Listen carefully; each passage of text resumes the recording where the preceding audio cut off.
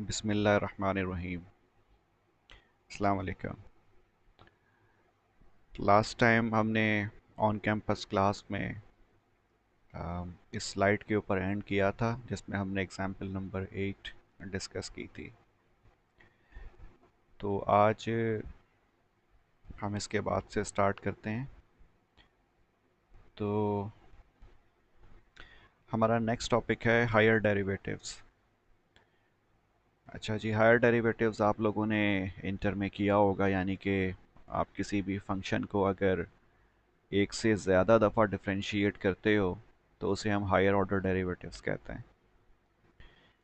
और इसकी जो रिप्रेजेंटेशन है वो आप लोगों को ऑलरेडी पता है कि जब सिंगल डेरिवेटिव होता है तो उसको हम y सिंगल डैश से रिप्रेजेंट करते हैं। अगर ये दो दफ़ा आपने डेरिवेट किया है किसी फंक्शन को तो फिर ये y डबल डैश हो जाएगा, और अगर तीन दफ़ा डेरिवेट किया है तो y ट्रिपल डैश हो जाएगा। देन ऑनवर्ड्स फिर ये 4 टाइम्स 5 टाइम्स आप डेरिवेट कर सकते हो। ठीक है, तो चूंकि इसमें मल्टीपल टाइम्स हम डिफरेंशिएशन करते हैं या डेरिवेट करते हैं किसी भी फंक्शन को, तो इसीलिए इसको हम हायर डेरिवेटिव्स कहते हैं। अच्छा, इसमें एक बात का बस आपको ध्यान रखना होता है, और वो ये कि जो पावर होती है डेरिवेटिव की, जैसा कि आप यहाँ पर देख रहे हैं कि ये क्या है, डी स्क्वायर है और यहाँ पर एक्स के ऊपर स्क्वायर है। तो जो न्यूमरेटर होता है वहाँ पे डिफरेंशियल के ऊपर यानी कि डी के ऊपर हम हायर पावर अप्लाई करते हैं, हायर पावर लगाते हैं यानी कि डी स्क्वायर। और जो नीचे होता है डिनोमिनेटर में, यहाँ पे हम एक्स के ऊपर स्क्वायर अप्लाई करते हैं या फिर डी एक्स के ऊपर स्क्वायर अप्लाई करते हैं। ठीक है, तो बस इस बात का ध्यान रखना है जब भी आप इसको लिखो, यानी कि हायर ऑर्डर डिफरेंशियल, तो उसमें ऊपर वाले में न्यूमरेटर में जो होता है हमारे पास वो डी के ऊपर अप्लाई होता है। उसकी वजह बहुत सिंपल है और वो आप यहाँ से देख भी सकते हो कि अगर दो तीन दफ़ा अगर हम डिफरेंशियल अप्लाई करते हैं, जैसा कि हमारे पास सेकंड केस है ये वाला, ठीक है, इस केस में हमारे पास दो दफ़ा डिफरेंशियल अप्लाई हुआ है। तो सिंपल सी बात है कि ये एक डी ये हो गया, एक डी ये हो गया, दोनों मल्टीप्लाई होंगे तो इसकी पावर क्या हो जाएगी, 2 हो जाएगी। बाकी फिर ये डिनोमिनेटर में डी एक्स और डी एक्स, ठीक है, ये दोनों आपस में मल्टीप्लाई होंगे तो फिर पावर क्या हो जाएगी, स्क्वायर हो जाएगी आफ्टर मल्टीप्लिकेशन इन दोनों के ऊपर। तो इसमें y शामिल नहीं होता है न्यूमरेटर में, देखें यहाँ पे y या fx शामिल नहीं होगा। इसमें हम सिर्फ डिफरेंशियल को आपस में मल्टीप्लाई कर रहे हैं और यहाँ पर dx को मल्टीप्लाई कर रहे हैं दो दफ़ा, और अगर तीन दफ़ा होगा तो फिर इसमें ये क्यूब हम अप्लाई कर देंगे। ठीक है, so anyways it's very simple. All of you know how to derivate the functions, and if you know how to derivate one time, then it's very much obvious that you can perform the derivative process uh, more than one times, right?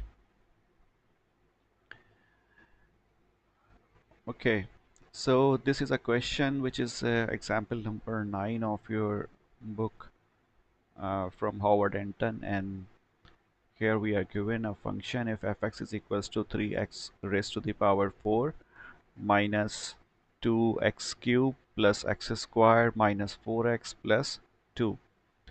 तो यहाँ इसको जो है multiple times derivative किया हुआ है। ठीक है, यानी कि हायर ऑर्डर की ये हायर ऑर्डर डेरिवेटिव की एग्जांपल है। तो जब इस fx को हमने फर्स्ट टाइम डिफरेंशिएट किया या डेरिवेट किया तो हमारे पास ये वाला फंक्शन आ गया, और आपको नज़र भी आ रहा है ये 3 और 4 मल्टीप्लाई हो जाएंगे तो ये 12 आ जाएगा, बाकी 4 में से एक पावर माइनस हो जाएगी तो यहाँ पर 3 आ जाएगा। ठीक है, इसी तरह हमने बाकी को भी इसको डिफरेंशिएट कर लिया, फिर हमने इसको सेकंड टाइम डिफरेंशिएट किया, फिर थर्ड टाइम, फिर फोर्थ टाइम, और फिर फिफ्थ टाइम जब हमने किया तो चूंकि फोर्थ टाइम के बाद हमारे पास कांस्टेंट आ गया था, सही है, तो इसीलिए फोर्थ टाइम के बाद यहाँ पे क्या आ जाएगा, हमारे पास ज़ीरो आ जाएगा। फिर इस ज़ीरो के बाद आप जब भी इसको डिफरेंशिएट करोगे तो डेफिनेटली हमारे पास ज़ीरो ही आंसर आएगा। तो यही चीज़ यहाँ पे लिखी हुई है कि जब n जो है वो 5 के बराबर होगा या 5 से बड़ा हो जाएगा तो जो फंक्शन होगा उसका डेरिवेटिव जो होगा वो ज़ीरो के बराबर होगा। यहाँ पे यही लिखा हुआ है, f की पावर n है, n represents the number of times we have derivated a function. ठीक है, यानी कि जितनी दफ़ा हमने डेरिवेट किया होगा फंक्शन को तो n उसको रिप्रेजेंट कर रहा है। तो आप क्लियरली देख रहे हैं कि जब हमने इसको फिफ्थ टाइम डिफरेंशिएट किया या डेरिवेट किया तो हमारे पास जवाब क्या आ गया, ज़ीरो आ गया। तो फिफ्थ टाइम के बाद, यानी कि फिफ्थ टाइम से स्टार्ट होगा ज़ीरो आना, इसके बाद ये हमेशा चलता रहेगा। तो यही चीज़ यहाँ पे लिखी हुई है कि जब n जो होगा वो 5 हो जाएगा या 5 से बड़ा हो जाएगा तो जो डेरिवेटिव होगा वो ज़ीरो आ जाएगा इस फंक्शन का, नथिंग एल्स। इसमें कुछ और है नहीं। अच्छा जी, now the product and quotient rules. ठीक है, प्रोडक्ट रूल आप लोगों को पता है, ये आप लोगों ने पहले भी किया हुआ है और अच्छी खासी आई होप के प्रैक्टिस होगी आप लोगों की। u इन टू वी का फार्मूला होता है ये, यहाँ पर एफ एक्स और जी एक्स की फॉर्म में लिखा हुआ है, लेकिन आप इसको u और v जो है वो कॉमन है, हम कॉमनली इसको इस्तेमाल करते हैं। खैर एनीवेज बात एक ही है। तो ये d upon D x of F X multiply by G X है। दो फंक्शन है, पहला फंक्शन एफ एक्स है, दूसरा फंक्शन जी एक्स है, इन दोनों मल्टीप्लाई हो रहे हैं और इस मल्टीप्लिकेशन पे या इस प्रोडक्ट पे हमने क्या अप्लाई करना है, डिफरेंशियल अप्लाई करना है। तो इसका जनरल फार्मूला होता है कि पहले आप एफ एक्स को ऐसे ही रखते हो, ठीक है, कोफिशिएंट में, तो ये एफ एक्स को आपने वैसे ही कोफिशिएंट में रखा। फिर जो जी एक्स होता है इसको आप क्या करते हो, डिफरेंशिएट करते हो। तो देखें जी एक्स को हमने क्या किया, डिफरेंशिएट कर दिया। फिर हम प्लस की साइन लगाते हैं और प्लस की साइन लगाने के बाद फिर हम जी एक्स को कोफिशिएंट में रखते हैं और जो एफ एक्स जिसको हमने फर्स्ट टाइम छोड़ा था फिर उसको हम डिफरेंशिएट करते हैं। So this is the general formula for the derivative if you are taking the derivative of a product और द फैक्टर्स, तो आप ये वाला फार्मूला फिर इस्तेमाल करते हो। ठीक है जी, ये एग्जाम्पल है हमारे पास, example number 1, find d Y by D x if y is equals to 4x square minus 17x cube plus x. ठीक है, तो ये हमारे पास दो फैक्टर्स मौजूद हैं और या प्रोडक्ट कह लीजिए आप, मल्टीप्लाई हो रहे हैं आपस में। तो इन दोनों को आपने क्या करना है, डेरिवेट करना है। तो इसमें हमारे पास ये हो जाएगा एफ एक्स पहला वाला फंक्शन और ये हो जाएगा जी एक्स, तो ये दो फंक्शंस हो गए। इसको आपने फार्मूले में पुट करना है और डिफ्रेंशिएट कर देना है। मैं ये नहीं कराऊंगा क्योंकि मैं समझाऊंगा नहीं क्योंकि ये आप लोगों को आता है, आप लोग कर सकते हो। इसी तरह ये fine D S upon D T if S is equals to 1 plus T multiply by under root T. ठीक है, तो यहाँ पे भी हमारे पास प्रोडक्ट मौजूद है। ये 1 प्लस टी एक प्रोडक्ट हो गया या फैक्टर हो गया और ये अंडर रूट टी दूसरा फैक्टर हो गया। तो अगेन 1 प्लस टी हमारे पास एफ एक्स हो जाएगा, ठीक है, और under root T G X हो जाएगा। तो इसको आप डिफ्रेंशिएट करें by using the product rule. Now secondly the derivative of a coefficient quotient. ठीक है, क्वोशंट हम कहते हैं डिवीजन को। तो जो क्वोशंट होता है उसके लिए भी जिस तरह से मल्टीप्लिकेशन का फार्मूला था वैसा ही होता है, बस फ़र्क क्या होता है यहाँ पर हमारे पास कि हम स्टार्ट में फर्स्ट टाइम जो डिनोमिनेटर होता है उसको डिफरेंशिएट नहीं करते हैं, उसको हम कहाँ रखते हैं, कोफिशिएंट में रखते हैं। ठीक है, और जो न्यूमरेटर होता है उसको हम डिफरेंशिएट करते हैं फर्स्ट टाइम, देन हम यहाँ पर माइनस की साइन अप्लाई करते हैं। प्रोडक्ट के अंदर हम प्लस साइन लगाया करते थे, क्वेश्चन के अंदर हम माइनस साइन लगाते हैं। ठीक है, अच्छा, तो जाहिर सी बात है हमने पहले जी एक्स को छोड़ दिया था, डिफरेंशिएट नहीं किया, तो अब नेक्स्ट टाइम माइनस के बाद हम जी एक्स को डिफरेंशिएट करेंगे और एफ एक्स को हम कहाँ रखेंगे, कोफिशिएंट में रखेंगे। तो ये वही F X D upon D x of G X. ठीक है, ये हो गया। और फिर जो डिनोमिनेटर होता है हमारे पास यहाँ पर, इसमें हम डिनोमिनेटर का होल स्क्वायर कर देते हैं। यहाँ पर डिनोमिनेटर हमारे पास जी एक्स था, ठीक है, इस जी एक्स का हमने क्या कर दिया, होल स्क्वायर कर दिया। This is the formula. इस फार्मूले में पुट करें और डिफ्रेंशिएट करते हैं, जो भी आंसर आता है वो आप लिख लीजिए। तो ये एग्जाम्पल नंबर 3 है, इसमें हमारे पास ये न्यूमरेटर है और ये क्या है, डिनोमिनेटर है। ठीक है, तो ये हो गया हमारे पास ऊपर एफ एक्स और नीचे हो गया हमारे पास जी एक्स। तो देखें ये जी एक्स का होल स्क्वायर नीचे मौजूद है फार्मूले के हिसाब से। इसके बाद फिर जी को हमने डिफ्रेंशिएट नहीं करना फर्स्ट टाइम, तो जी वैसे ही लिखा हुआ है, ये जी आ गया। एफ को हमने डिफ्रेंशिएट करना है, तो एफ हमने डिफ्रेंशिएट कर दिया, ठीक है। फिर माइनस फार्मूले का मौजूद है, और यहाँ पर हमारे पास एफ आ गया, ठीक है। और चूंकि हमने जी को फर्स्ट टाइम डिफ्रेंशिएट नहीं किया था, इसीलिए हम सेकंड टाइम माइनस के बाद इसको हम डिफ्रेंशिएट करेंगे, ठीक है। और डिनोमिनेटर में जी का होल स्क्वायर हो जाएगा। Then it's very simple, simple differentiation है, ये आप लोग कर सकते हैं, ठीक है जी। Okay, now the example number 4, and the question is, let fx is equals to x square minus 1 over x4 plus 1, ठीक है। ये हमें एक फंक्शन दिया हुआ है। By differentiating, find the exact locations of the horizontal tangent lines। आपने क्या करना है, आपने डिफ्रेंशिएट करना है और फाइंड करना है कि जो हॉरिजॉन्टल लाइंस इस फंक्शन पे मौजूद होंगी, ठीक है, हॉरिजॉन्टल टेंजेंट लाइंस वो कहाँ कहाँ होंगी। तो क्वेश्चन में हमें ये ग्राफ गिवन नहीं था, ठीक है। ये ग्राफ मैंने प्लॉट किया है इस फंक्शन का, जो कि हमें गिवन है, F X is equal to X square minus 1 upon x4 plus 1। This is the graph, ठीक है जी, ताकि आप लोगों को समझ में आ सके। तो इसमें आप देख सकते हैं कि ये फंक्शन जो है, इसमें हमारे पास जो हॉरिजॉन्टल टेंजेंट लाइंस ड्रॉ हो सकती हैं, वो तो एक एक्स इज इक्वल टू 0 पे हो सकती है इधर, और एक समवेयर इन बिटवीन -1 एंड -2। इसी तरीके से समवेयर इन बिटवीन 1 एंड 2, क्योंकि यहाँ पर कहीं पे 1 मौजूद होगा, इधर कहीं -1 होगा। तो ये तीन जो है हमें अपेरेंटली यहाँ पर हॉरिजॉन्टल टेंजेंट लाइंस मिल सकती हैं इस ग्राफ में, यानी कि इस फंक्शन के ऊपर जो ड्रॉ हो सकती हैं, ठीक है जी। तो ये तो ग्राफिकल रिप्रेजेंटेशन है, एंड ऑब्वियस के ये आप बनाओगे नहीं एग्ज़ाम में, ठीक है। मैंने तो ये प्लॉट किया है सॉफ्टवेयर पे, but you are not gonna do it in your exam. तो वहाँ पर या तो आपको ये दे दिया जाएगा और आपको वेरीफाई करना होगा बाय कैलकुलेशन, ताकि आपके लिए आसानी हो जाए, या फिर नहीं भी दिया हुआ हो सकता है, आप जस्ट कैलकुलेट करो और फाइंड कर लो। तो खैर एनीवेज, इस क्वेश्चन में हमें फंक्शन दिया हुआ है, हमें मालूम करना है कि इस फंक्शन में किन किन पॉइंट्स के ऊपर या किन किन एक्स की वैल्यूज़ के लिए जो टेंजेंट लाइन है, हॉरिजॉन्टल जो टेंजेंट लाइंस हैं वो हॉरिजॉन्टल होंगी, यानी कि जिनका स्लोप क्या होगा, ज़ीरो होगा। तो हॉरिजॉन्टल टेंजेंट लाइन का स्लोप ज़ीरो होता है, इसका मतलब यहाँ पे हमें सबसे पहला काम क्या करना होगा, इस फंक्शन का हमें स्लोप की इक्वेशन फाइंड करनी होगी, ठीक है।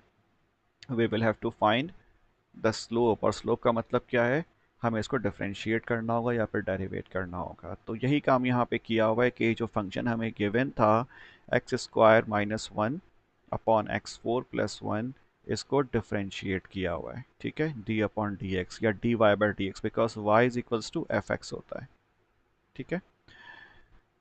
तो ये हो जाएगा D upon D x of X square minus 1 over x4 plus 1। अब इसको डिफरेंशिएट करना है, ये आपका काम है, ठीक है। ये आपको आना चाहिए, ये मुझे बताने की ज़रूरत नहीं है। अच्छा जी, तो इसको आपने डिफरेंशिएट कर दिया, और डिफरेंशिएट जब आपने कर दिया तो आपके पास ये वाली फाइनल एक्सप्रेशन आई, this is D Y by D X, ठीक है। तो ये हमारे पास स्लोप आ गया, ठीक है ना, यानी कि इसको आपने डेरिवेट कर दिया। अब चूंकि हमें मालूम करना है कि स्लोप किन किन पॉइंट्स के ऊपर हॉरिजॉन्टल है, ठीक है, यानी कि जो टेंजेंट लाइन है वो किन किन पॉइंट्स के ऊपर हॉरिजॉन्टल है, तो डेफिनेटली स्लोप ज़ीरो हो जाएगा। तो हम क्या करते हैं, इस D Y by D X को हम ज़ीरो पुट कर देंगे, ठीक है, और फिर एक्स की वैल्यूज़ फाइंड कर लेंगे, जस्ट लाइक हमने जो पिछली एग्जाम्पल्स हमने क्लास में करी थी, बिल्कुल वैसे ही ये वाली भी एग्जाम्पल है। तो इसीलिए क्या किया हुआ है, इस फंक्शन को, ये देख रहे हैं जो स्लोप का फंक्शन था, ठीक है, ये क्या है, D Y by D X है, इसको इक्वेट किसके साथ कर दिया है, ज़ीरो के साथ इसको इक्वेट कर दिया है। ठीक है, यानी कि हमने ज़ीरो स्लोप पुट कर दिया। तो जिन जिन वैल्यूज़ के लिए जिन जिन एक्स की वैल्यूज़ के लिए स्लोप ज़ीरो होगा वो एक्स की वैल्यूज़ हम फाइंड कर लेते हैं यहाँ से। सो इट्स वेरी सिंपल, यहाँ पे जो डिनोमिनेटर है एक्स फोर प्लस वन और होल स्क्वायर, ये राइट साइड पे जाके मल्टीप्लाई हो जाएगा ज़ीरो से, तो ये टर्म ख़त्म हो जाएगी। तो उसके बाद हमें क्या मिल जाएगा, हमारे पास बस ये रह जाएगा। और माइनस की साइन भी क्या होगी, जाहिर सी बात है माइनस है, तो माइनस को वहाँ ले जाएं। ठीक है, या ज़ीरो को इधर ले जाएं और इसको यहाँ ले आएँ, तो यानी कि राइट साइड पे स्विच कर लें, तब भी क्या हो जाएगा, ख़त्म हो जाएगा। या फिर आप इसको both side of the equation आप माइनस से मल्टीप्लाई कर दीजिए। ठीक है, इधर भी आप इसको माइनस से मल्टीप्लाई कर दो, इसको भी यहाँ माइनस से मल्टीप्लाई कर दो, तो इसमें तो कोई फ़र्क नहीं पड़ेगा ज़ीरो पे, लेकिन ये प्लस में कन्वर्ट हो जाएगा। तो एनीवेज तो हमें क्या मिल जाता है, 2x multiply by bracket x four minus two X square minus one. अब यहाँ पे हमारे पास दो फैक्टर्स मौजूद हैं, इन दोनों का मल्टीपल ज़ीरो के बराबर है। ठीक है, तो अगर हमारे पास दो फैक्टर्स का मल्टीपल ज़ीरो के बराबर होता है, तो हम अज्यूम कर सकते हैं दोनों इंडिविजुअली यानी कि अलग अलग ज़ीरो के बराबर होंगे। तो यहाँ पर हम ये बात लिख सकते हैं कि 2x is equal to zero, comma X four minus two X square minus one is equal to zero. तो जो पहले वाली इक्वेशन है हमारे पास, तो यहाँ से तो x is equal to zero आ जाएगा। ठीक है, ये पहला x आ गया, यानी कि जब x की वैल्यू ज़ीरो है तो स्लोप ज़ीरो है, और वो आप यहाँ से देख भी सकते हैं ग्राफ पे, जब x की वैल्यू ज़ीरो है, ठीक है, तो हमारे पास जो हॉरिजॉन्टल लाइन होगी वो क्या होगी, यानी कि उसका स्लोप, सॉरी, जो टेंजेंट होगा इस पॉइंट के ऊपर वो हॉरिजॉन्टल होगा। राइट, अब रह गया हमारे पास दूसरी वाली इक्वेशन, यानी कि x four minus two X square minus one, इसको सॉल्व करना है। तो इसको सॉल्व करने के लिए देखें यहाँ पे मेंशन है कि जो पहला हमारे पास सॉल्यूशन आ गया वो x is equal to zero आ गया है, हमने भी निकाल लिया। ठीक है, अब दूसरा रह गया, दूसरे के लिए ये वाली इक्वेशन हमें सॉल्व करनी होगी, x four minus two X square, जो कि मुश्किल लग रही है, एक्स की पावर फोर है, लेकिन हम इसको आसान कर सकते हैं। किस तरीके से, अगर हम अज्यूम कर लें कि ये क्या है, एक्स स्क्वायर की power whole square minus two X square, ठीक है, और फिर minus one is equal to zero. ठीक है जी, तो अगर हम इसको लेके चलते हैं तो हम आसानी से सॉल्व कर सकते हैं अपनी इक्वेशन को, बिकॉज अगर आप गौर करें यहाँ पर, इस एक्स स्क्वायर को अगर हम अज्यूम कर लें कि ये यू के बराबर है, तो ये चले वाई के नहीं, वाई के जेड के बराबर ले लेते हैं इसको। ठीक है, तो ये क्या बन जाएगा, Z square minus two G minus one is equal to zero. तो ये वही बन गया, क्वाड्रेटिक फार्मूला बन गया, यानी कि X square minus two X minus one is equal to zero. हम इसको अगर एक्स की फॉर्म में लिखते हैं, तो इसी तरह से जो है हम क्या करते हैं, इसको सॉल्व करते हैं। ठीक है जी, तो जो हमारे पास आ जाएगा वो क्या आ जाएगा, एक्स स्क्वायर का whole square minus two X square minus one is equal to zero. तो जब हम सॉल्व करते हैं तो हम क्या निकालते हैं, जो स्क्वायर पावर के अंदर जो वेरिएबल होता है उसकी वैल्यू निकालते हैं, यानी कि यहाँ पर हम एक्स स्क्वायर की वैल्यू फाइंड करेंगे। ठीक है, तो इसीलिए आप देख रहे हैं यहाँ पर क्या किया हुआ है, एक्स स्क्वायर की वैल्यू फाइंड की हुई है, और फार्मूला वही है। ये फार्मूला कौन सा होता है, आपको याद होगा, एक्स इज इक्वल्स टू, ठीक है, minus B plus minus under root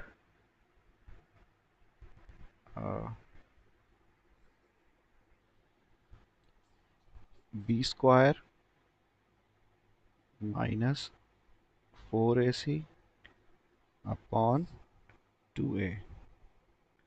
this is the formula of quadratic equation. ठीक है, हम इसको लेके सॉल्व करते हैं, और ये b और ये ac क्या है, ये कोफिशिएंट्स हैं।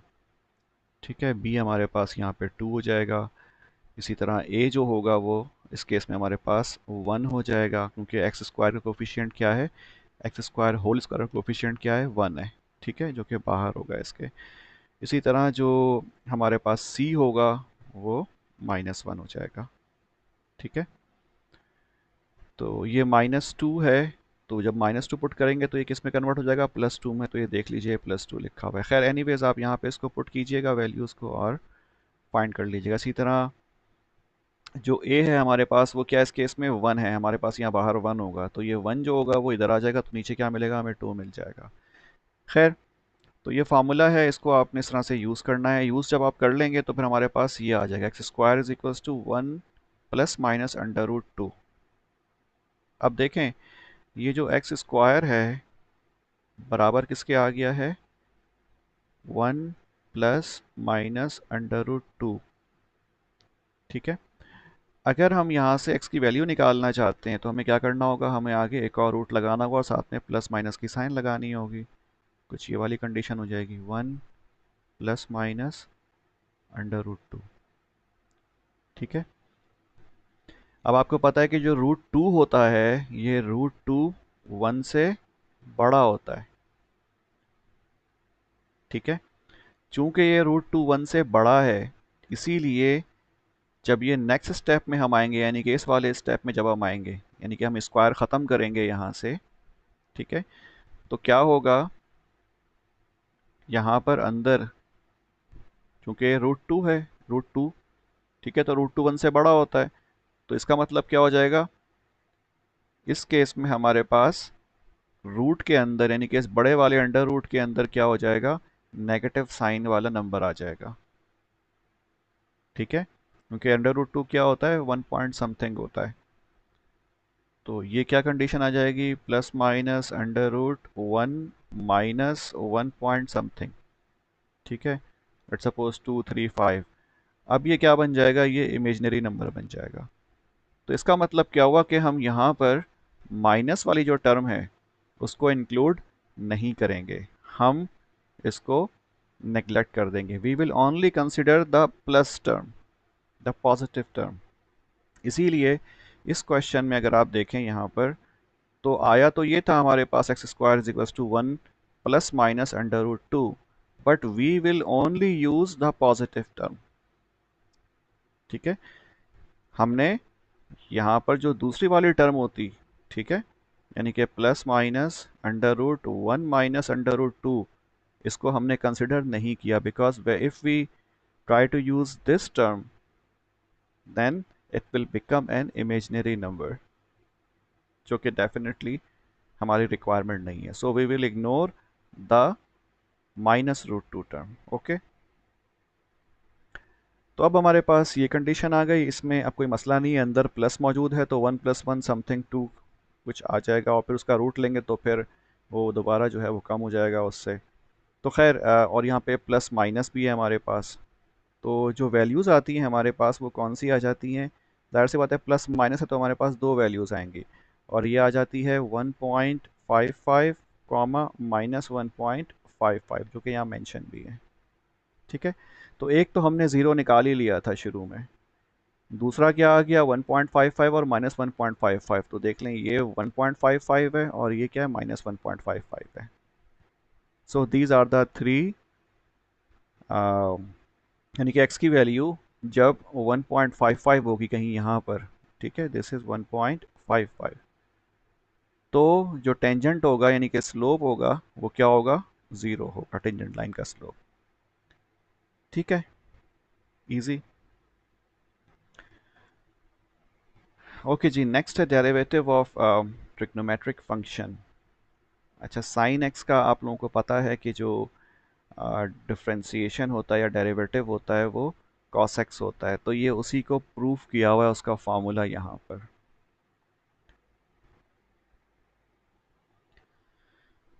अब ये जो प्रूफ है ये आप देख लीजिएगा खुद ही, ये यहाँ पे फर्स्ट प्रिंसिपल इस्तेमाल हुआ है और ये आपने पहले इंटर में किया हुआ है या किया होना चाहिए था। खैर इसको कुछ ख़ास इसमें है नहीं है सच, इसमें बस दो फार्मूलाज इस्तेमाल होंगे ड्यूरिंग द, क्या कहते हैं इसकी, जब हम इसको ड्राइव करेंगे, ठीक है ना, इसका फार्मूला या कन्वर्जन। तो उसमें एक तो पहला वाला फार्मूला है limit delta x approaches to zero, ठीक है, और sine delta x upon x, अगर sine delta x upon x के ऊपर आप limit delta x approaches to zero लगाओगे तो इसका जवाब क्या आता है, 1 जवाब आता है इसका। ये फार्मूला है एक तरीके से, और ये भी जो है इसकी भी मतलब डेरिवेशन जो है वो की होनी चाहिए, आपको ऑलरेडी आनी चाहिए। इसी तरह दूसरा फार्मूला है कि जब 1 - cos delta x upon delta x पे आप limit X approaches to zero apply करोगे तो जवाब क्या आता है, ज़ीरो आता है। So you need to remember these two formulas, आपको ये पता होना चाहिए, बिकॉज इसका कोई डायरेक्ट आई मीन सिंपल इस तरीके से सॉल्यूशन नहीं है। ठीक है, तो ये आपको याद होना चाहिए। एनीवेज, हमें डिफरेंशियल मालूम करना है D Y by D x of sine x, हमें डेरिवेट करना है साइन एक्स को विद रिस्पेक्ट टू एक्स।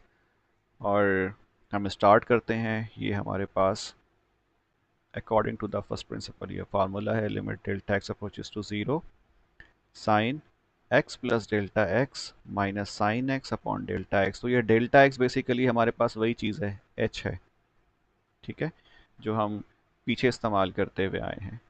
तो यहाँ पर h इस्तेमाल नहीं किया है बिकॉज h जो होता है वो आपको शायद पता हो हाइपरबोलिक फंक्शन भी होता है। तो ताकि कंफ्यूजन ना हो between hyperbolic function and h, normal h, क्योंकि साइन आ रहा है तो फिर साइन के साथ h जो होता है फिर वो एज ए फंक्शन बन जाता है। तो उसको अवॉइड करने के लिए यहाँ पे जो है h इस्तेमाल नहीं किया है, उसकी जगह पर डेल्टा एक्स इस्तेमाल किया हुआ। डेल्टा एक्स, डेल्टा भी क्या होता है, चेंज हो जाता है, यानी कि चेंज, थोड़ा बहुत फ़र्क, इजाफा या कमी। तो ये वही चीज़ है, x जो है इसमें ऐड हुआ है क्या चीज़, h।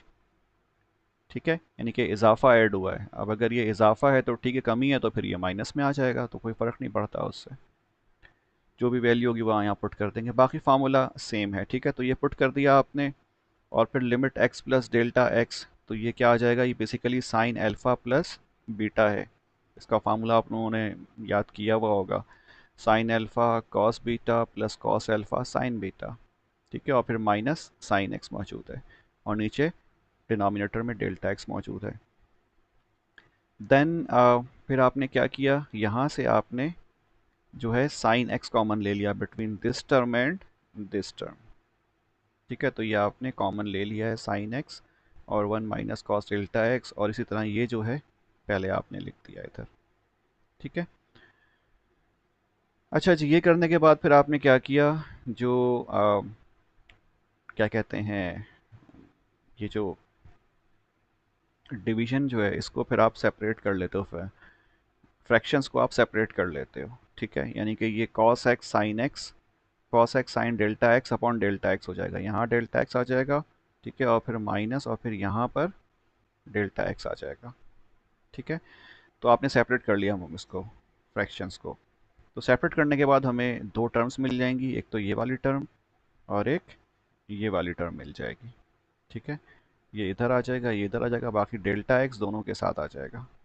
राइट, तो अपनी आसानी के लिए हम क्या करते हैं, हम cos x को जो है वो अलग कर लेते हैं और sine delta x upon delta x को एक साथ लिख लेते हैं। इसी तरह यहाँ पर हम साइन x को अलग कर लेते हैं और 1 - cos delta x upon delta x को साथ लिख लेते हैं। ठीक है, कोई फ़र्क नहीं पड़ता, उससे मल्टीप्लाई ही हो रहे हैं ये स्टिल। इससे आसानी क्या होती है कि जब हम लिमिट अप्लाई करते हैं, ठीक है, जब हमने लिमिट अप्लाई किया तो cos x जो है हमारे पास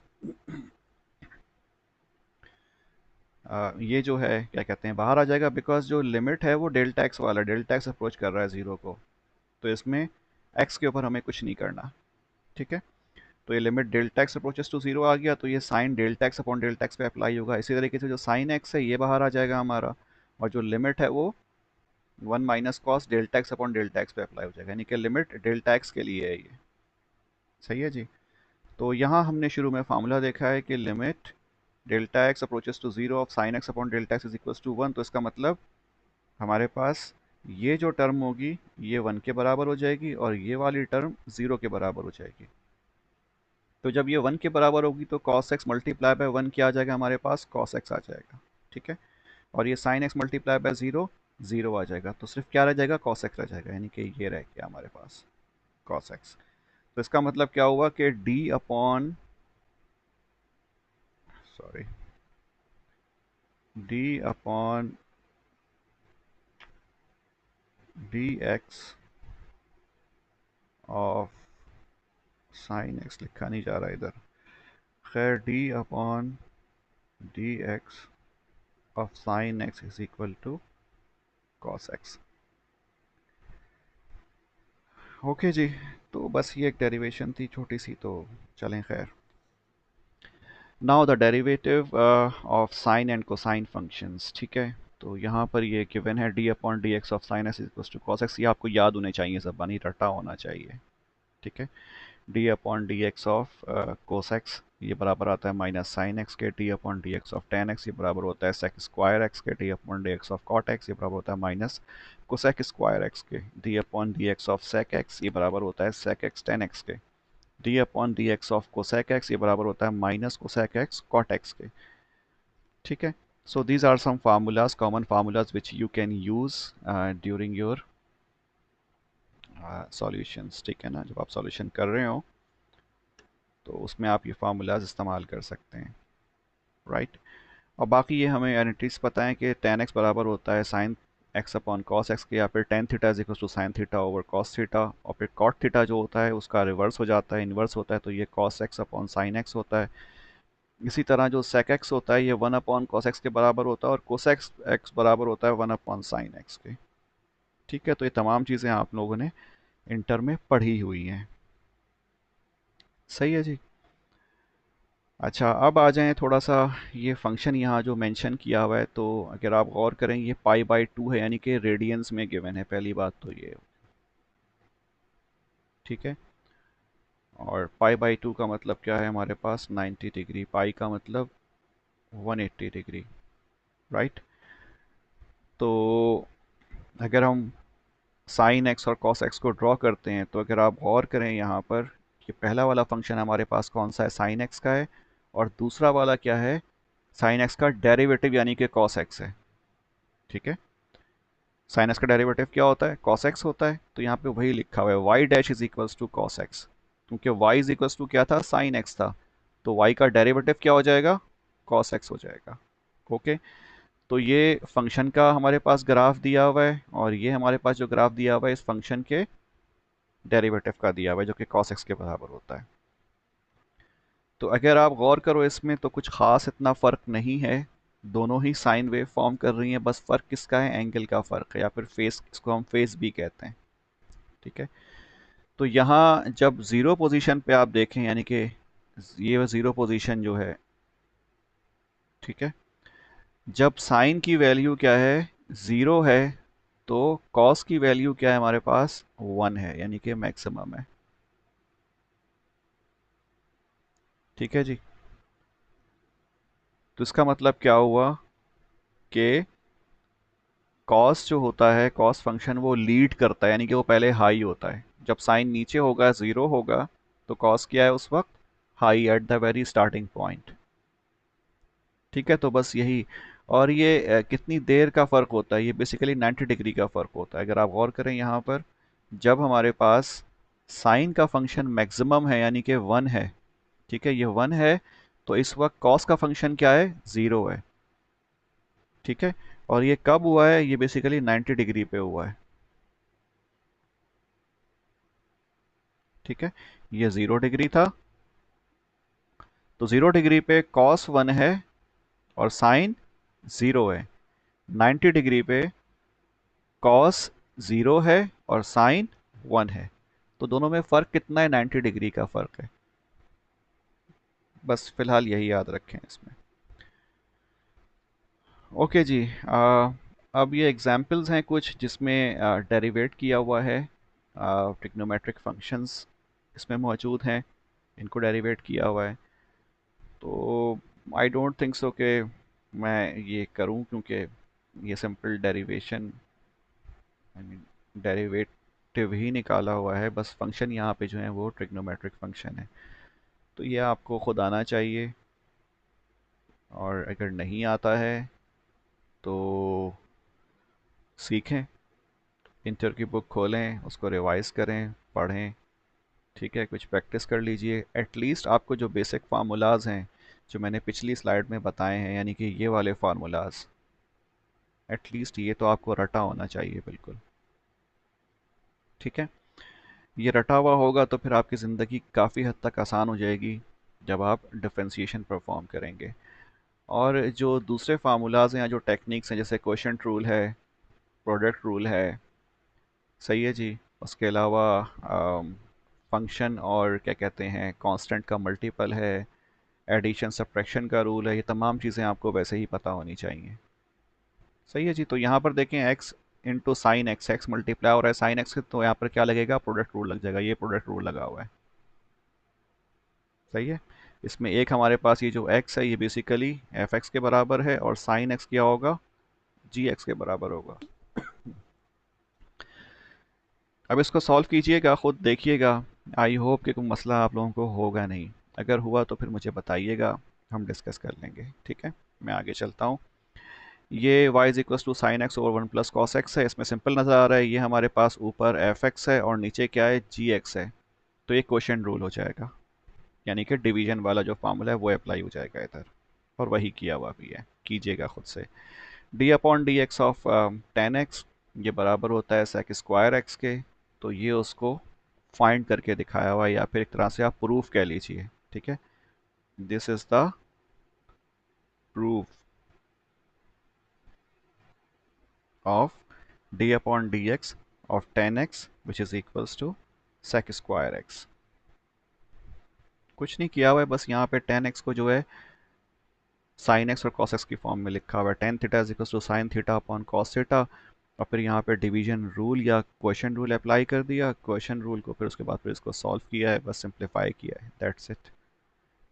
ठीक है, ये असाइनमेंट नंबर 2 है जो मैंने आपको कल दे चुका हूँ, मैं एलएमएस पे अपलोड कर दिया है। तो ये आप लोगों ने करना स्टार्ट कर देना, इसमें जो जो पोर्शन इसमें कवर होता जाए वो आप करते रहें। ठीक है, अब ये आपका अपना काम है कि आप देखते हैं कि कौन से टॉपिक्स कवर हो गए हैं, तो उस हिसाब से आप जो है कवर करते रहें। ठीक है जी, because these assignments are very important from the examination point of view, and you know that the examination of applied calculus and analytical geometry is on 23rd November, so it's not too far from today. तो इसकी जो है आप लोग practice कर लें, ख़ास तौर पे असाइनमेंट की। सही है, ओके जी।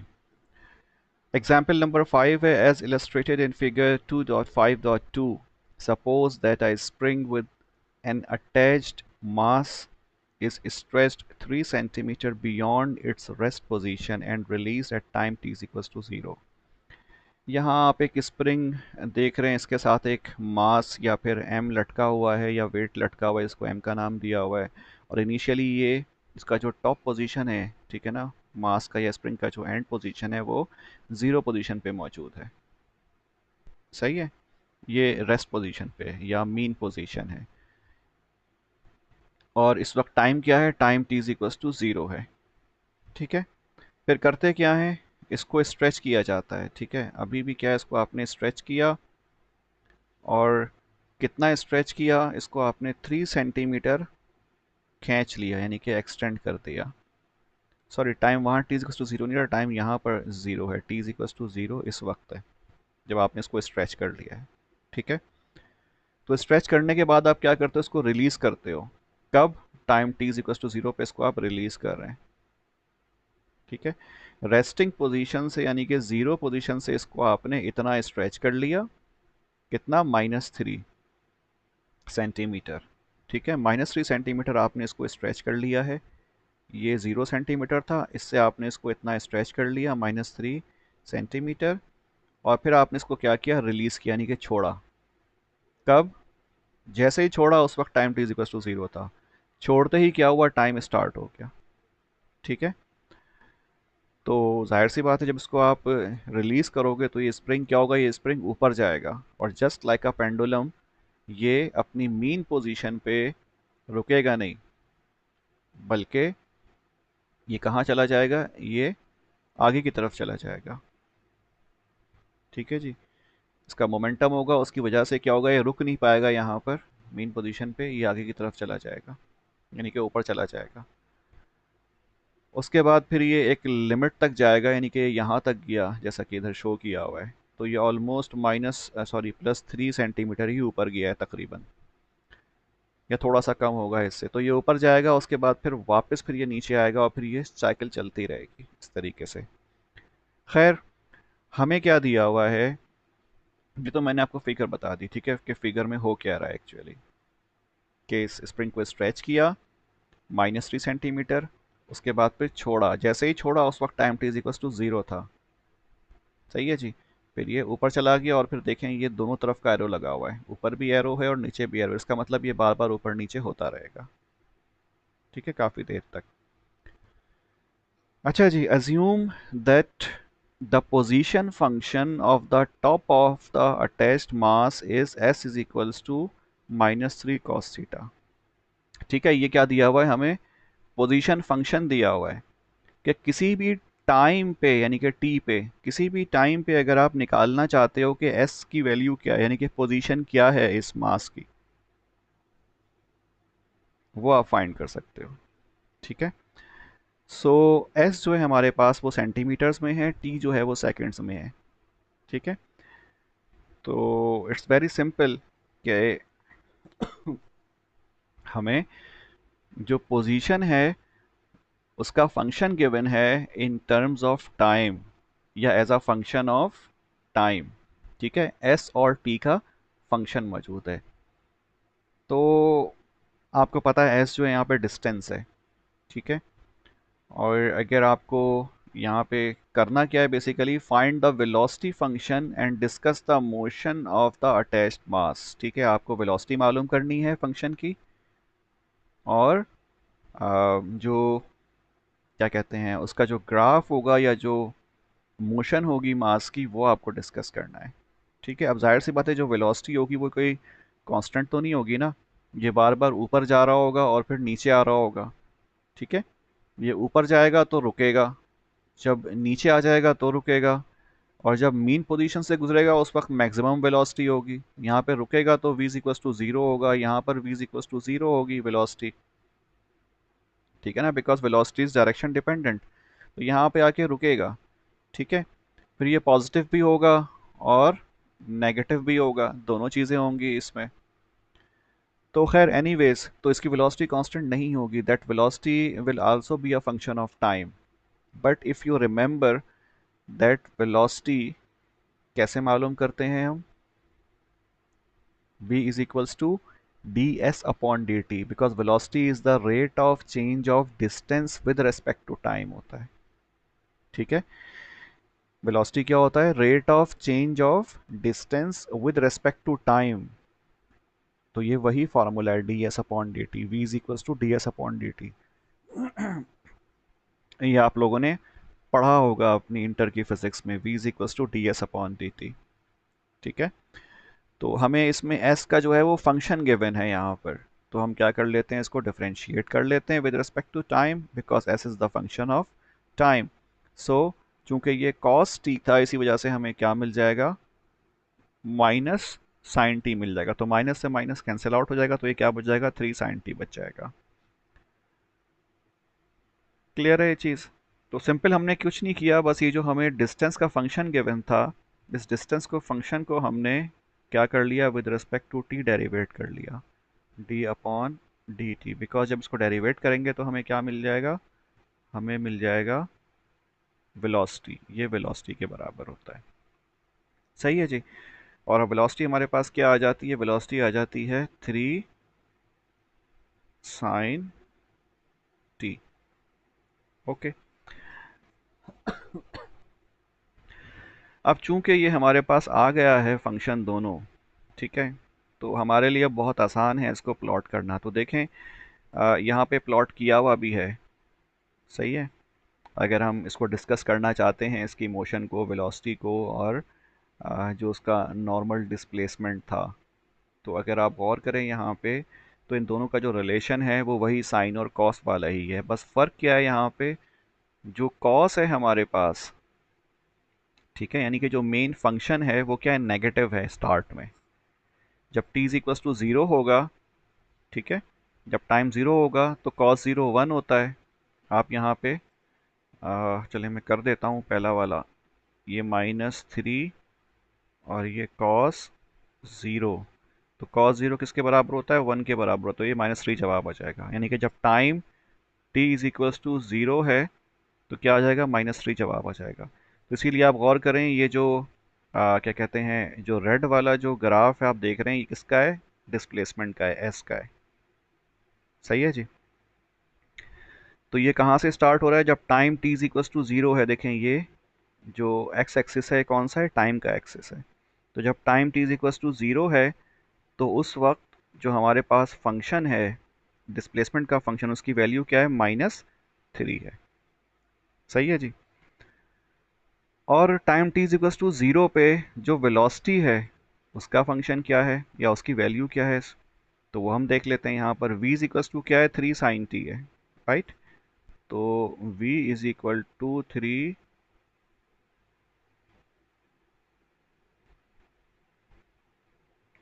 sin t। तो यहाँ पर हम क्या पुट करेंगे, t की जगह पर ज़ीरो पुट कर देंगे। और साइन ज़ीरो क्या होता है, ज़ीरो के बराबर होता है। तो जवाब क्या आ गया, ज़ीरो आ गया, यानी कि वेलोसिटी ज़ीरो है उस वक्त। तो जब time t is equals to zero है तो वेलोसिटी आप देख रहे हैं यहाँ पे क्या है, ज़ीरो है। ये वेलोसिटी का कर्व है, ग्राफ है ब्लू वाला। सही है। तो इस तरह जो है आप इसमें एंगल्स पुट करते रहें, ठीक है, और ग्राफ प्लॉट कर लें। फिर ये 90 डिग्री पे मालूम किया हुआ है, ये 180 पे मालूम किया हुआ है। तो ये इसका रिलेशन है। तो बस आप ये कह सकते हैं इसमें कि at time t is equals to zero, ठीक है, जब time t is equals to zero होगा, क्योंकि आपने डिस्कस करना है ना इसके मोशन को। तो मोशन क्या होगा, जब स्टार्टिंग पॉइंट था उस वक्त जो डिस्प्लेसमेंट था वो क्या था, मैक्सिमम था, -3 था। लेकिन वेलोसिटी क्या थी, ज़ीरो थी, क्योंकि रुका हुआ था बॉब, ये जो मास है रुका हुआ था। फिर क्या हुआ, जब आपने इसको रिलीज कर दिया और टाइम आधा गुजरा, यानी कि हमारे पास ये क्या हुआ, 90 डिग्री जब हो गया टाइम, ठीक है, तो उस वक्त जो डिस्प्लेसमेंट था वो क्या हो गई, ज़ीरो हो गई। यानी कि इस पॉइंट पे जब ये वापस आएगा, इधर जब वापस आ जाएगा ये जो बॉब है, तो इस वक्त टाइम कितना हुआ होगा, π/2 हुआ होगा, क्योंकि ये जो इसकी मीन पोजीशन है वो अब क्या हो गई है, ज़ीरो हो गई है। ठीक है जी। लेकिन इस वक्त वेलोसिटी क्या है, अगर आप गौर करें, वेलोसिटी इज़ मैक्सिमम। इस टाइम पे उसकी जो वेलोसिटी होगी ना इस बॉब की या मास की, वो क्या होगी, मैक्सिमम होगी। लेकिन जैसे ही ये ज़ीरो पोजीशन को क्रॉस करके ऊपर जाएगा, इसकी वेलोसिटी कम होने लगेगी। ठीक है, तो ये देखें इस पॉइंट के बाद इसकी वेलोसिटी कम होना शुरू हो गई। और कब आकर के ये ज़ीरो हो जाएगी, यानी कि रुकेगी, जब एंगल क्या हो जाएगा, पाई हो जाएगा। ठीक है। लेकिन इस पाई के ऊपर अगर आप गौर करो तो क्या होगा, जो डिस्प्लेसमेंट होगा वो मैक्सिमम होगा, यानी कि ये ऊपर पहुंच चुका होगा, मैक्सिमम। ठीक है जी। तो अगर हम इसको सिंपल मतलब रिलेट करें तो कैसे कर सकते हैं,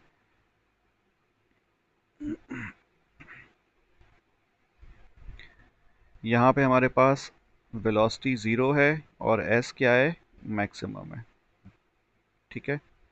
इधर हमारे पास क्या होगा, वेलोसिटी मैक्सिमम होगी और एस क्या हो जाएगा, ज़ीरो हो जाएगा। अगेन इधर क्या हो जाएगा, अच्छा जी, मैक्सिमम बट नेगेटिव में मैक्सिमम है ये। ठीक है। और इधर क्या हो जाएगा, वेलोसिटी अगेन ज़ीरो हो जाएगा और एस क्या हो जाएगा, प्लस मैक्सिमम होगा। ठीक है। तो इस तरीके से ये क्या होगा, ये ऊपर नीचे होता रहेगा, right. So this is just the discussion for the attached mass in motion. ठीक है, उसका वेलोसिटी और पोजीशन आपने डिस्कस कर लिया इस ग्राफ के थ्रू। और फिर ये आगे भी जो है वैसे ही चलेगा। तो वही चीज़ इस पूरी थ्योरी में डिस्कस की हुई है। बाकी जो इसका एक साइकिल होगा वो कब कंप्लीट होगा, वो क्या कहते हैं, यानी कि ये पूरा पूरा साइकिल है, ज़ीरो से स्टार्ट हुआ, ठीक है, और ये चलता हुआ कहाँ आ गया, 2π पे आ गया। This is the complete cycle. सही है जी।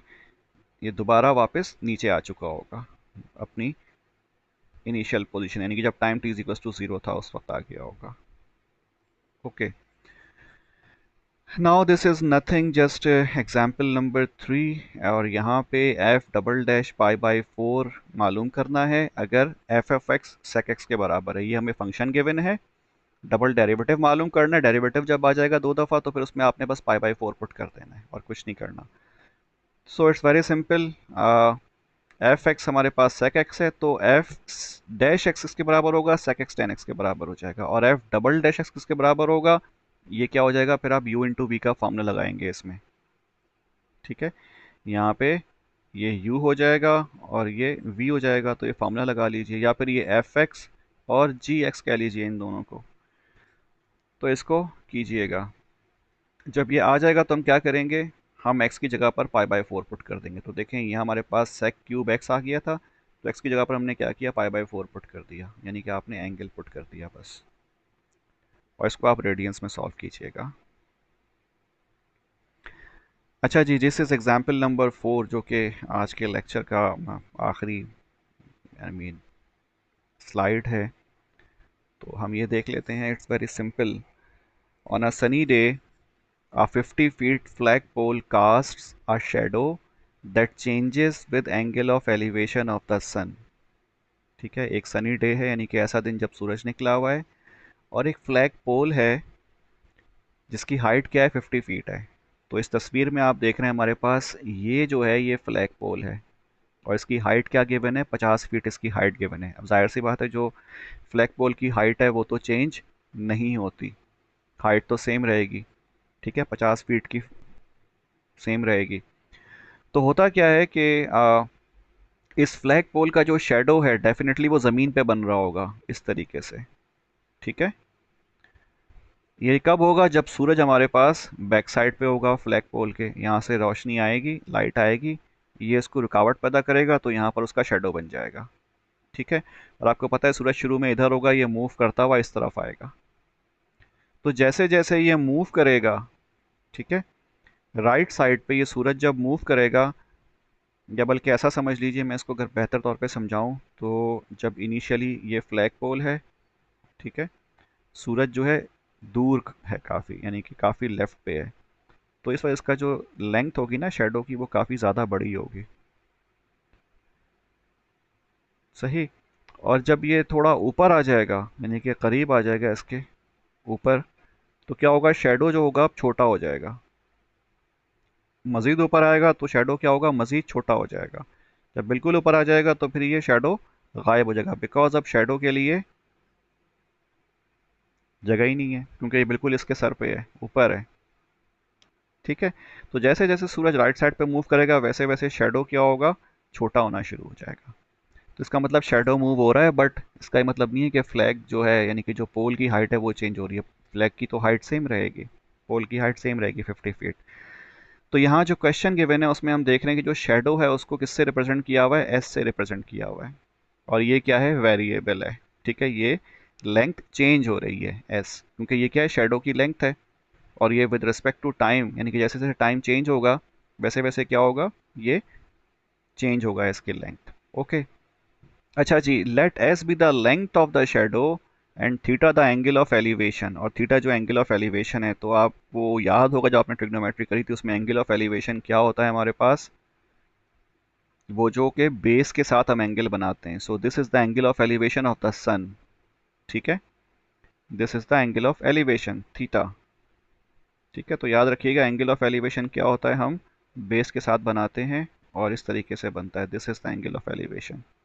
एलिवेट का मतलब ऊपर जाना। सही है जी, और वो बेस के साथ बनाते हैं। इसी तरह एंगल ऑफ डिप्रेशन भी होता है, इफ़ यू रिमेंबर। तो एंगल ऑफ डिप्रेशन क्या होता है, एंगल ऑफ डिप्रेशन हम छत के साथ बनाते हैं इस तरीके से, ये थीटा हो जाएगा, this is angle of depression. ठीक है, नीचे की तरफ आप एंगल ड्रॉ कर रहे हैं, ये छत के साथ बनता है। ओके जी, खैर तो हमें एंगल ऑफ एलिवेशन गिवन है जो कि थीटा है, हमें जो शेडो है उसकी लेंथ गिवन है जो कि एस के बराबर है। सही है जी, जो सन के लिए है। Find the rate at which the length of the shadow is changing with respect to theta. आपने क्या मालूम करना है, रेट मालूम करना है किसकी, लेंथ ऑफ द शेडो जिस हिसाब से चेंज हो रहा है, यानी कि rate of change of s with respect to theta. तो rate of change of s क्या होता है, d S upon d theta, rate of change of s with respect to theta.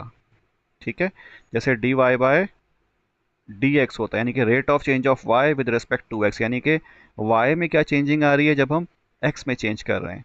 इस तरह यहाँ पे शेडो की लेंथ में क्या चेंजिंग आ रही है, जैसे जैसे जो थीटा एंगल है वो चेंज हो रहा है। थीटा एंगल का मतलब क्या है, जाहिर सी वजह जब सूरज इधर होगा, ठीक है, तो थीटा कुछ इस तरह से होगा।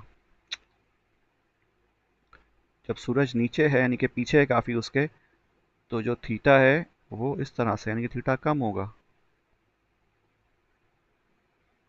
ठीक है जी। इसी तरह और नीचे आ जाए, इधर लेके आ जाएं, तो ये मज़ीद थीटा कम होगा। जैसे जैसे ये ऊपर जा रहा है थीटा क्या हो रहा है, बढ़ रहा है, यानी कि एंगल ऑफ एलिवेशन बढ़ रहा है। जब एंगल ऑफ एलिवेशन बढ़ेगा तो डेफिनेटली जो एस की लेंथ है वो भी क्या होगी, चेंज होगी। सही है। तो इसका मतलब क्या हुआ, एस और थीटा का आपस में एक रिलेशन है। तो आपको क्या करना है, आपको सिंपली रेट ऑफ चेंज मालूम करना है of s with respect to theta. लेकिन मसला क्या है, यहाँ पे हमें फंक्शन नहीं मालूम। ठीक है, we don't know the function here, लेकिन हमें फिगर तो पता है, और फिगर क्या है, ट्राइंगल है। तो इसमें जो चीज़ें अननोन है वो, और जो चीज़ें नोन है वो आइडेंटिफाई करें। तो इसमें हमारे पास जो हाइट है वो पता है, थीटा अननोन है, एस अननोन है। ठीक है, तो ये अगर आप गौर करें थीटा के हिसाब से, जो एस है वो क्या है, बेस है, और ये जो 50 फीट है ये क्या है, परपेंडिकुलर है अकॉर्डिंग टू दिस थीटा। तो परपेंडिकुलर और बेस किस ट्रिग्नोमेट्रिक फंक्शन में आते हैं, वो 10 में आते हैं, और ये एंगल भी कौन सा है, 90 डिग्री है। ठीक है जी। तो इसीलिए हमने क्या किया, हमने ट्रिग्नोमेट्रिक फंक्शन इस्तेमाल कर लिया, यहाँ पर फंक्शन हमें मिल गया। चाहिए जी। तो फंक्शन क्या है, tan theta is equals to 50 upon s, यानी कि tan theta is equal to perpendicular upon base होता है। तो यहाँ पे परपेंडिकुलर क्या है, थीटा के हिसाब से 50 है, और बेस क्या है हमारे पास, एस है।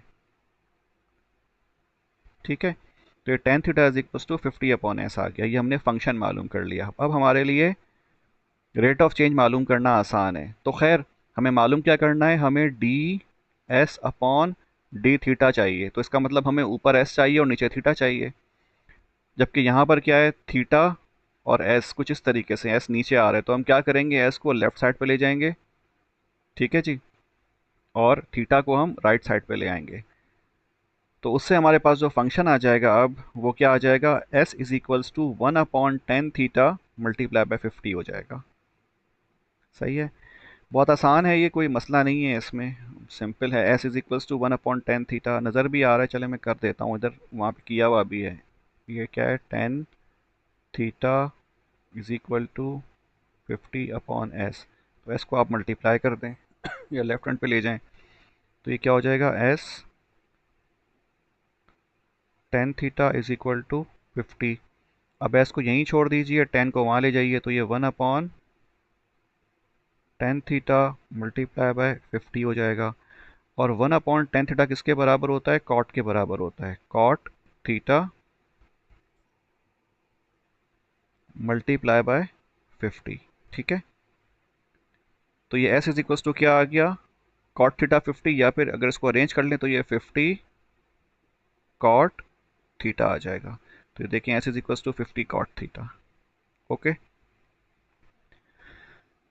तो अब हमारे लिए आसान है, हम इसको डिफ्रेंशिएट कर देते हैं विद रिस्पेक्ट टू थीटा। तो ये d S upon d theta किया हुआ है, और कॉट थीटा का डिफरेंशियल क्या होता है, cos square cosec square theta होता है। ठीक है जी। तो ये आपने सिंपल लिख लिया, माइनस कोसेक स्क्वायर थीटा होता है। तो ये आपने सिंपल यहाँ पर लिख लिया, d upon d theta of cot theta is equals to minus cosec square theta, right. तो ये क्या बन जाएगा, -50 कोसेक स्क्वायर थीटा आ जाएगा।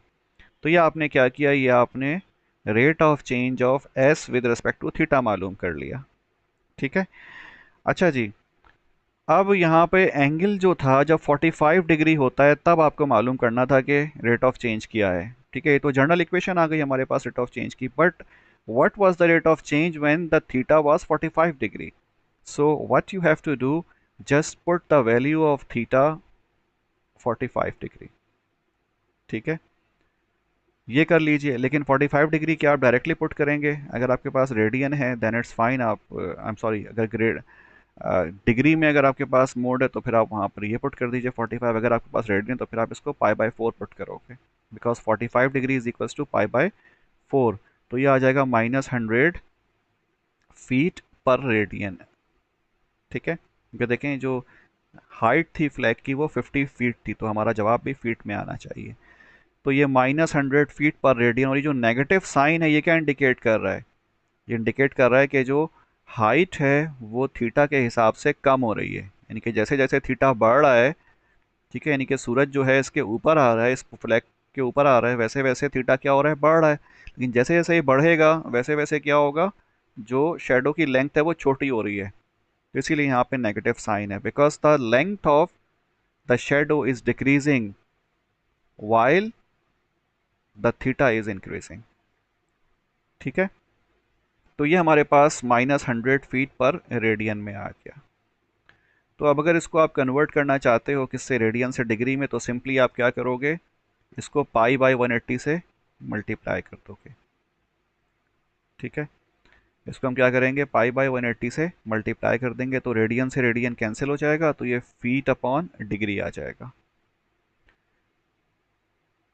तो ये देखें पाई रेडियन और नीचे क्या है 180 डिग्री।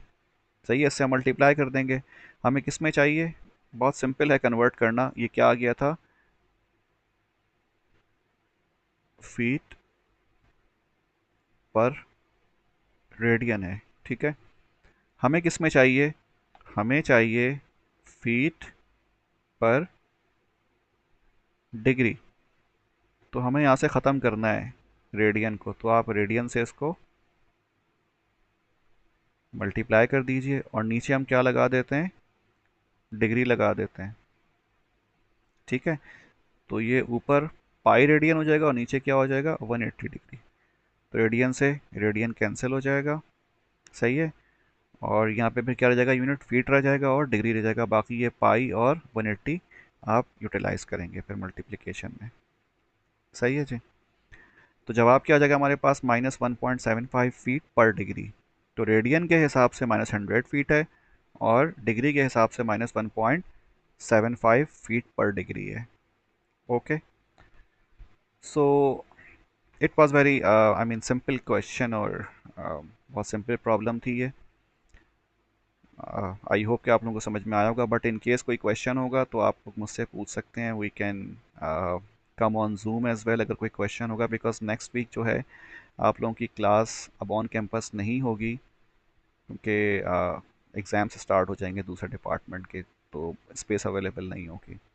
सो आफ्टर मिड्स इंशाल्लाह we will meet on campus once again, but till then in case of any question or any query we can meet anytime on Zoom, right?